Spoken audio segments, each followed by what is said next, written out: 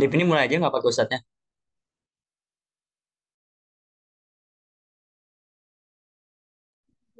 Iya, ustadznya nggak ada. Oke, dimulai ya, izin mulai. Bismillahirrahmanirrahim. Assalamualaikum warahmatullahi wabarakatuh. Sebelumnya, syukuran atas Ustadz Hakam yang belum bisa menghadiri ya. Sama juga juga buat teman-teman yang udah menghadiri perkuliahan pada siang hari ini. Jadi, eh, kita hari ini akan membahas teknik penerjemahan, eksplanasi, substitusi, korespondensi, deskripsi, dan integrasi.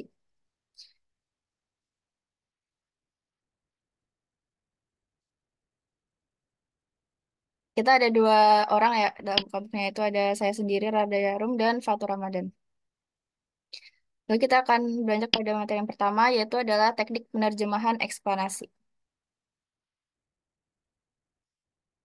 Untuk yang pertama, kita akan mempelajari dulu pengertian eksplanasi nih. Jadi, eh, teknik penerjemahan eksplanasi itu merupakan salah satu teknik penerjemahan yang digunakan untuk menjelaskan makna kata atau frasa yang sulit dipahami dalam bahasa target. Nah, penerjemahan ini dapat menggunakan kata atau frasa lain yang lebih sederhana atau memberikan definisi serta contoh untuk membantu pembaca memahami maknanya. Jadi kita dapat mengganti makna-makna yang sulit dipahami oleh bahasa target gitu ya, menjadi yang lebih mudah dipahami. Terus ada contoh eksplanasi. Nah, untuk contoh penerapan eksplanasinya itu kita ada kata alhamdulillah. Nah, untuk terjemahannya secara langsung yaitu segala puji bagi Allah. Alhamdulillah merupakan ungkapan rasa syukur dalam bahasa Arab yang digunakan untuk memuji Allah Subhanahu wa taala atas segala kebaikan dan karunia yang diberikan. Ungkapan alhamdulillah terdiri dari dua kata, yaitu al yang merupakan artikel definitif dan alhamdulillah yang berasal dari kata hamd, puji dan lillah Allah. Ungkapan ini digunakan untuk mengungkapkan rasa syukur dan terima kasih kepada Allah Subhanahu wa taala atas segala kebaikan dan karunia yang diberikan seperti kesehatan, kebahagiaan, rezeki dan perlindungan dan lain sebagainya masih banyak banget pastinya. Untuk materi yang kedua itu ada teknik penerjemahan substitusi. Nama dari pengertiannya yaitu eh, teknik penerjemahan substitusi ini berfokus pada untuk mengganti kata atau frasa dalam bahasa sumber dengan padanannya yang tepat dalam bahasa target. Tujuannya adalah untuk menghasilkan terjemahan yang akurat dan mudah dipahami dengan tetap menjaga makna dan konteks asli teks sumber.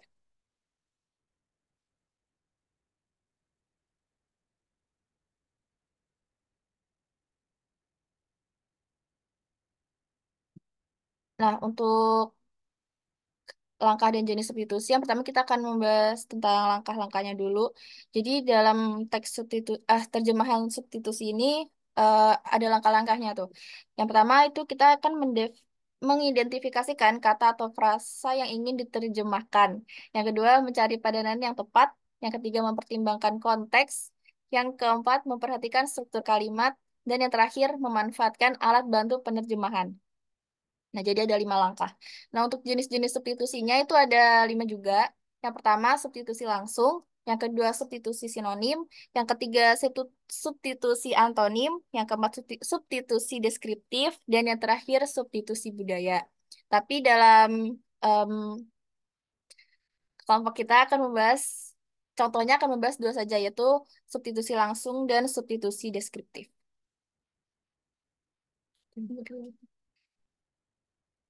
Nah, untuk contoh yang pertama itu ada contoh substitusi langsung. Contoh penerapannya itu dalam kata alhamdulillah, untuk substitusi langsungnya segala puji bagi Allah. Nah, jadi pengertian substitusi langsung itu adalah mengganti kata atau frasa dalam bahasa sumber dengan padanannya yang tepat dalam bahasa target yang memiliki makna yang sama. Jadi kata alhamdulillah dalam bahasa Arab diterjemahkan secara langsung ke bahasa Indonesia dengan segala puji bagi Allah. Kedua frasa ini memiliki makna yang sama yaitu mengungkapkan rasa syukur pada Allah Subhanahu wa taala.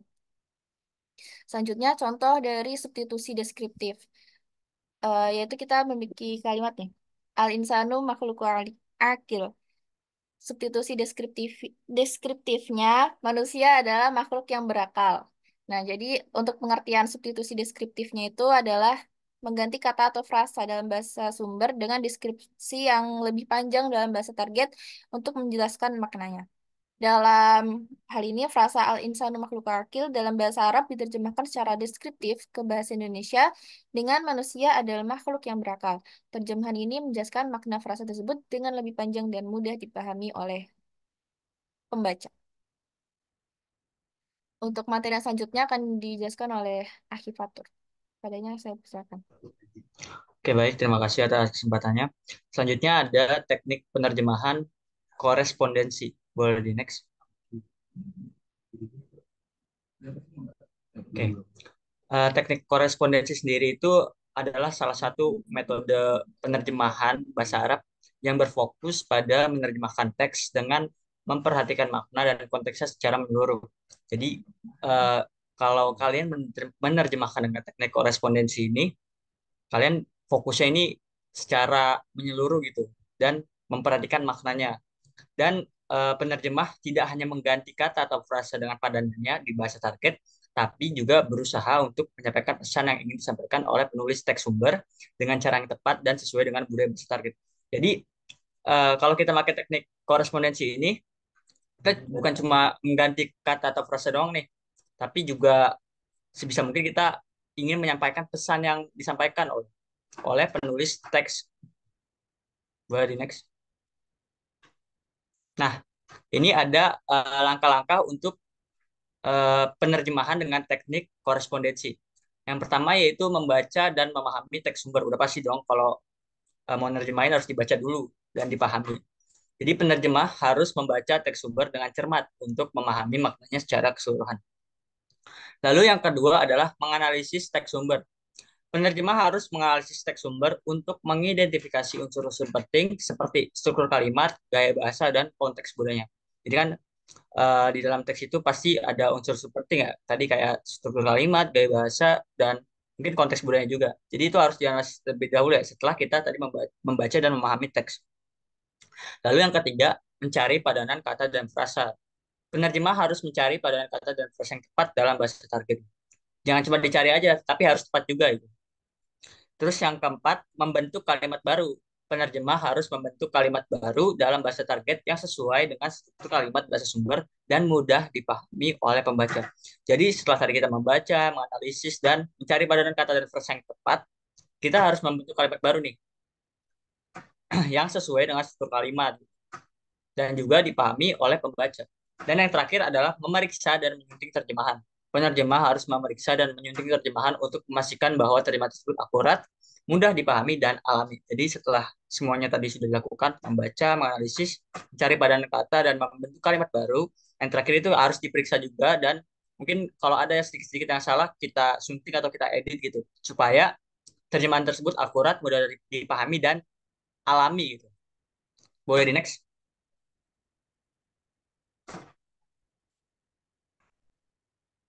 Nah, ini ada contoh penerjemahan dengan teknik korespondensi. Kalimatnya Alhamdulillah ya. Terjemahan langsungnya itu segala puji bagi Allah. Syukurlah atas segala karunia Allah Subhanahu wa taala. Terjemahan langsung segala puji bagi Allah memang memiliki makna yang sama dengan frase bahasa Arab Alhamdulillah.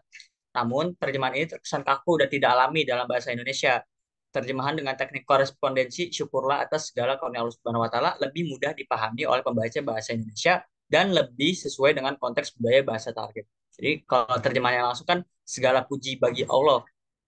Mungkin itu di dalam terjemahan langsung itu terlihat kaku ya dalam bahasa Indonesia kata-katanya. Jadi dengan teknik korespondensi diterjemahkanlah dengan syukurlah atas segala karunia Allah Subhanahu wa taala. Dan salah satu aspek penting dalam penerjemahan korespondensi ini adalah mempertimbangkan konteks budaya teks sumber. Jadi kita harus mempertimbangkan juga nih dari bahasa Arabnya eh, konteks budayanya tepat atau enggak. Oke, boleh di next. Oke, selanjutnya ada teknik penerjemahan deskripsi.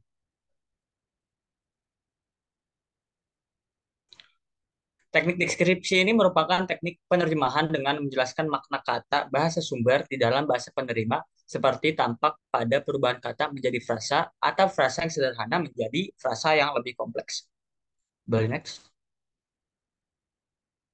Nah, untuk contoh teknik deskripsi ini, Mungkin ada beberapa contoh di sini ada wa tawaffana ma'al abror yang artinya dan wafatkanlah kami beserta orang-orang yang berbakti. Terus ada lan tanalul birro hatta tunfiku mimma tuhibbun yang artinya kamu sekali-kali tidak sampai pada kebajikan yang sempurna sebelum kamu menafkahkan sebagian harta yang kamu cintai.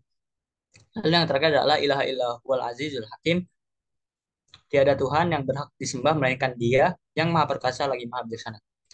Beberapa contoh di atas ini telah dikemukakan bahwa penerjemah menyamakan makna istilah bahasa sumber dengan makna istilah bahasa penerima. Yang pada umumnya cara ini kurang mampu mengungkapkan makna bahasa sumber. Karena itu, penerjemah menggunakan cara lain yaitu menjelaskan makna istilah bahasa sumber di dalam bahasa penerima. Jadi, uh, uh, penerjemah itu menyamakan makna gitu dari bahasa sumber ke bahasa penerima istilahnya gitu. Tapi biasanya umumnya ini kurang mampu gitu diungkapkan. Maka ada cara lain yaitu dijelaskanlah makna istilah dari bahasa sumber itu ke dalam bahasa penerima. Jadi dari istilah bahasa Arab misalkan dijelasin lagi tuh istilahnya ke bahasa Indonesia. Boleh next.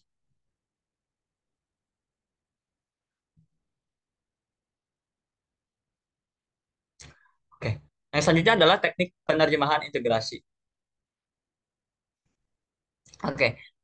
Kalau teknik integrasi ini merupakan salah satu metode penerjemahan bahasa Arab yang berfokus pada penerjemahan teks secara menyeluruh dengan mempertimbangkan makna, konteks, dan budaya teks sumber dan bahasa target. Jadi mirip-mirip seperti tadi yang korespondensinya ini jadi menyeluruh juga, tapi lebih dipertimbangkan lagi nih makna sama konteksnya.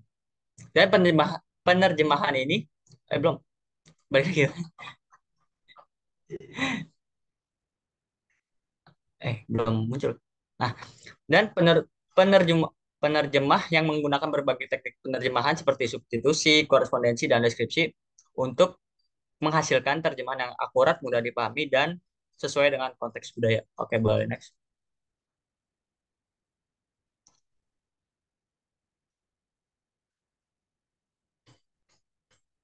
Oke, ini adalah contoh penerjemahan dengan teknik integrasi ya.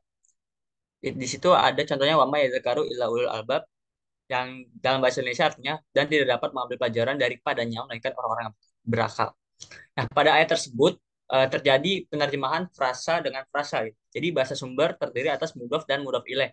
Sedangkan frasa bahasa penerima terdiri atas subfrasa yang terdiri atas dua kata. Jika kita lihat dari cara penerjemahannya ya, di sini uh, terjemahnya menerjemahkannya dengan cara mendeskripsikan konsep yang terkandung dalam bahasa sumber dengan memakai beberapa kata yang salah satunya bersinonim dengan kata lain. Okay, next. Oke. Okay. Penerjemahan bahasa Arab melibatkan pemahaman mendalam tentang bahasa dan budaya yang kompleks, serta penggunaan teknik-teknik penerjemahan yang sesuai untuk mentransfer makna dengan akurat dan tepat ke dalam bahasa target. Oh, ini mungkin kesimpulan ini ya? Oh, nggak dibacain. Oke, oke. Boleh next? Oh, udah.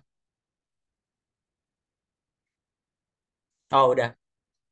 Oke. Mungkin itu saja tadi eh, mengenai penjelasan gitu mengenai teknik penerjemahan. Tadi ada substitusi, terus eksplanasi, korespondensi, integrasi, dan deskripsi. Sekian mungkin dikembalikan ke moderator. Terima kasih. Sama-sama. Oke, syukuran Fatur atas kesempatannya.